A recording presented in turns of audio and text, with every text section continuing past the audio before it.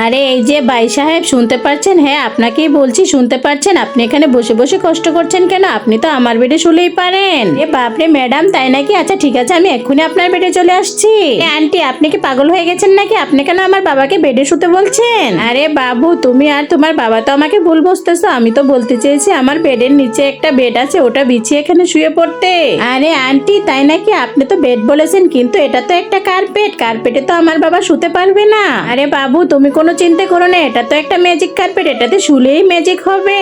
বন্ধুরা, শেষে ভিডিওতে যা হয় তা দেখলে তো তোমরাও চমকে যাবে, কিন্তু তার আগে বন্ধুরা, একজন মা তার সন্তানকে মানুষের মতো মানুষ করে ঘরে তুলতে কতই না কষ্ট করে, কিন্তু সেই মায়ের জন্য আমরা কেউ ভিডিওতে লাইক সাবস্ক্রাইব করি না। মাকে যদি মন থেকে ভালোবেসে থাকেন তাহলে ভিডিওতে একটি লাইক করে চ্যানেলটি সাবস্ক্রাইব করে যাবেন, আর কমেন্টে সুন্দর করে আই লাভ ইউ মা লিখে যাবেন। আরে বাপ রে বাপ, এটা না একটা কার্পেট ছিল, এটা তো দেখি এখন পুরো বেড হয়ে গেল। এটা কি করে সম্ভব? আমি তো তোমাদেরকে আগেই বলেছিলাম এটা একটা ম্যাজিক কার্পেট।